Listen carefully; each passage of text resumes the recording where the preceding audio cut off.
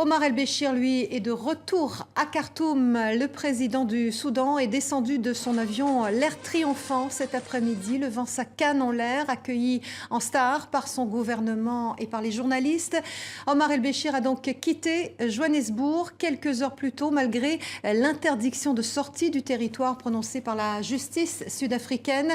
Omar El-Béchir est poursuivi pour génocide par la Cour pénale internationale. Vous êtes à Johannesburg, Sébastien Hervieux. Bonsoir. Alors Sébastien, cette affaire provoque une forte polémique chez vous.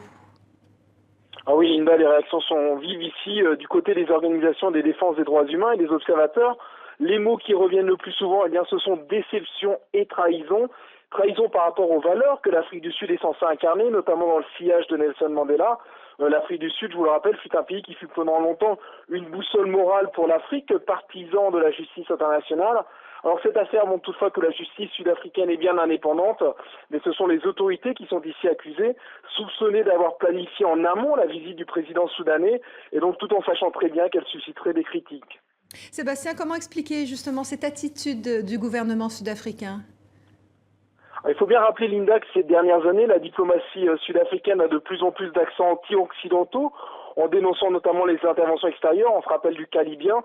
Et puis pour de nombreux pays africains, la CPI est vue justement comme un outil instrumentalisé par les Occidentaux.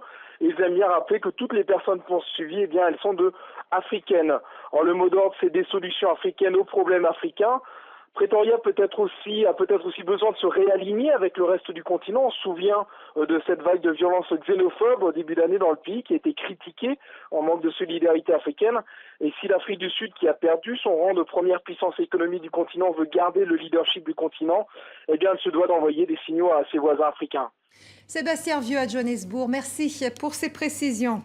Voilà, et après ce nouveau bras d'honneur d'Omar El-Béchir à la justice internationale, la CPI est-elle encore crédible selon vous? C'est la question de notre rendez-vous du mercredi soir. On en parle. Comme chaque semaine, nous attendons vos réactions et vos commentaires sur notre page Facebook.